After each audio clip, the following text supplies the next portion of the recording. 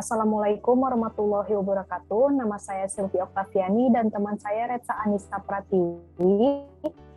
Kami ingin mempresentasikan tentang analisis aktivitas komunikasi pemasaran Grab sebagai syarat ujian tengah semester manajemen periklanan. About Grab. Grab merupakan sebuah perusahaan teknologi asal Malaysia yang menawarkan berbagai jasa baik transportasi, pengantaran, ataupun pembayaran. Grab tersedia di beberapa negara di Asia Tenggara seperti Indonesia, Malaysia, Thailand, Singapura, Vietnam, dan Filipina. Grab memiliki beberapa fitur layanan antara lain Grab Car, Grab Bike, Grab Food, Grab Express, dan lain-lain. Segmenting, segmentasi demografi dan sosioekonomi sebuah orang baik laki-laki dan perempuan dari kalangan perekonomian menengah ke bawah dengan usia sekitar 12-18 tahun, usia 18-22 tahun, usia 22-60 tahun. Segmentasi psikografis yaitu kaum milenial yang memiliki gaya hidup serba cepat. Segmentasi geografis terdapat pada kota-kota besar di Indonesia seperti Jakarta, Surabaya, Semarang, dan lain-lain.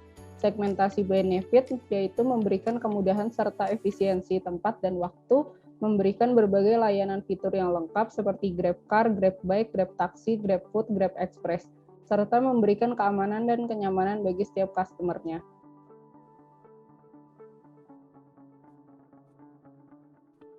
Targeting merupakan strategi pemasaran yang dilakukan untuk membidik segmen mana yang benar-benar dituju. Grab membidik kaum milenial yang memiliki mobilitas tinggi dan gaya hidup yang serba cepat. Dan positioning merupakan strategi pemasaran yang dilakukan untuk memberikan kesan tertentu di benak konsumen. Positioning Grab yang telah diterapkan adalah pelopor transportasi online di Asia Tenggara. Mitra atau driver Grab banyak sekali ditemukan, mudah diakses, dan pemanfaatan sistem teknologi dan komunikasi yang modern. Media konvensional. Media konvensional biasa digunakan untuk mengirimkan atau menerima pesan dan informasi kepada masyarakat luas. Oleh sebab itu, media konvensional sering juga disebut sebagai media massa. Media massa merupakan penyebaran informasi kepada khalayak mengenai segala sesuatu yang terjadi secara bersamaan dengan jangkauan yang luas dan dalam waktu yang singkat. Yang pertama, ada media online, Instagram. Internet memiliki banyak keuntungan bagi para pegiat bisnis. Pada contoh di samping, Grab menggunakan platform Instagram. Instagram merupakan salah satu sosial media yang sangat digandrungi. Tujuan komunikasinya adalah sebagai media promosi suatu perusahaan kepada konsumen, meningkatkan brand awareness, berinteraksi dengan audiens. Kelebihan dan kekurangan media online. Kelebihannya adalah cara kerja penyebaran informasi sungguh-sungguh cepat. Informasi atau data lama bisa dibuka kembali dengan gampang sewaktu-waktu. Bentuk konten yang disajikan bervariasi, dapat berupa teks, foto, audio, video, bisa diakses dari mana saja dan kapan saja, praktis dan fleksibel.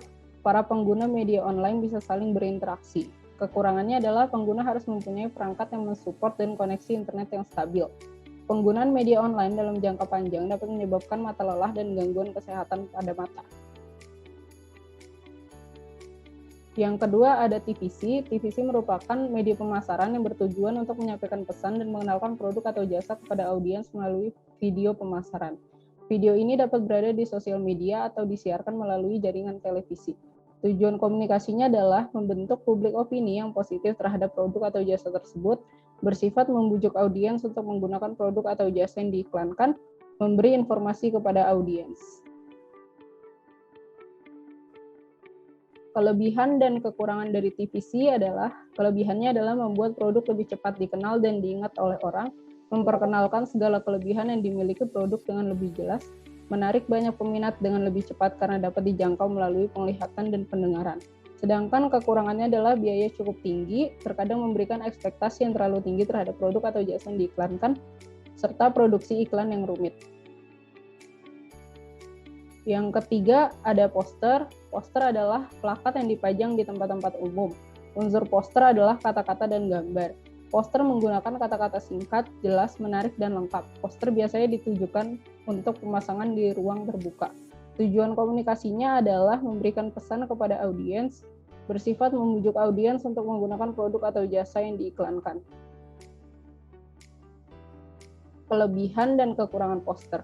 Kelebihannya adalah biaya yang dikeluarkan relatif lebih murah, dapat ditampilkan dalam berbagai event, dapat dipasang di mana saja, terutama di tempat-tempat strategis dan ramai, media iklan yang dapat dilihat dalam waktu yang lama dan berulang-ulang. Sedangkan kekurangannya adalah pesan yang disampaikan terbatas, menjadi sumber masalah dalam kebersihan. Media kontemporer adalah iklan yang tidak seperti biasa atau out of the box, keluar dari kelaziman. Iklan jenis ini menggunakan penggunaan apresiasi dan bukan dominan double meaning, serta memerlukan kreativitas beriklan yang sangat tinggi. Secara estetika, meski tetap punya kewajiban penyampaian pesan dengan sejelas-jelasnya, iklan-iklan kontemporer ini semakin menghindari cara tembak langsung.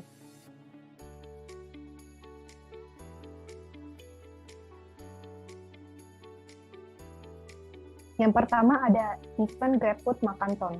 GrabFood menggelar Makanton atau mega festival kuliner di Indonesia sebagai bentuk apresiasi kepada pelanggan, mitra pengantaran, dan mitra merchant yang telah mendukung GrabFood sepanjang tahun 2020. Tujuan komunikasi dari event ini adalah untuk menumbuhkan brand awareness, meningkatkan citra perusahaan, memberi penghargaan terhadap pelanggan dan karyawan, dan membuka lebih banyak peluang promosi. Kelebihan dan kekurangan dari event. Untuk kelebihannya, dapat berinteraksi langsung dengan customer, memperkenalkan citra perusahaan, menciptakan pengalaman atau experience terhadap customer, dan menjadi sarana edukasi bagi customer. Sedangkan kekurangannya adalah customer bisa datang hanya untuk mengikuti event saja, dan biayanya cenderung sangat mahal.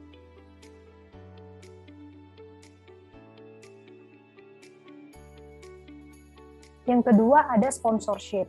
Sponsorship adalah suatu jenis kegiatan yang dilakukan oleh brand perusahaan dengan cara mendukung suatu program, event, atau organisasi yang dilakukan di tengah-tengah masyarakat.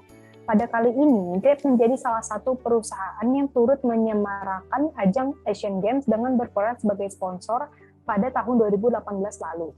Tujuan komunikasi dari sponsorship ini adalah untuk membangun citra perusahaan, menumbuhkan awareness, mengenalkan perusahaan kepada khalayak umum, mendulang sorotan media, dan menemukan konsumen potensial.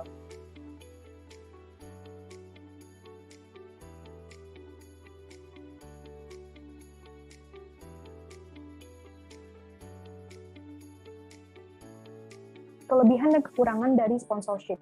Untuk kelebihannya, dapat dikenal banyak orang, lebih efektif karena tidak perlu dilakukan promosi lagi, dan sebagai alternatif promosi. Sedangkan kekurangannya memerlukan biaya yang cukup besar, tidak adanya penjelasan mengenai produk, dan memberikan gambaran produk secara berlebihan.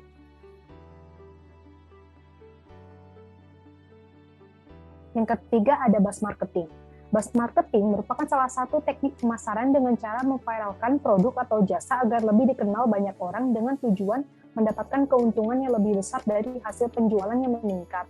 Pada tahun lalu terdapat kasus dugaan upaya penculikan penumpang taksi online berinisial T berakhir damai setelah karyawati 25 tahun itu mengakui bahwa ia cuma salah paham. Tetapi dari kisah yang viral tersebut, Grab memanfaatkannya untuk memperkenalkan sebuah fitur penting, yakni tombol darurat Grab kepada publik. Tujuan komunikasi dari buzz marketing ini adalah untuk mencari atau mempertahankan konsumen, menaikkan kembali citra perusahaan, dan sebagai alternatif promosi.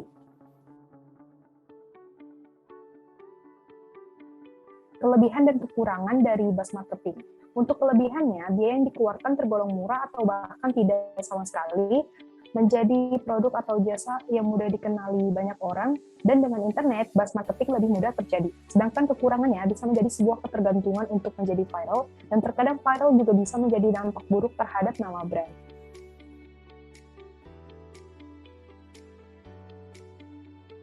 Berikut ini merupakan sumber dari referensi-referensi sebagai referensi dari proses tugas alternatif ujian tengah semester manajemen periklanan. Sekian dari kelompok kami, kurang lebihnya mohon maaf. Terima kasih. Wassalamualaikum warahmatullahi wabarakatuh.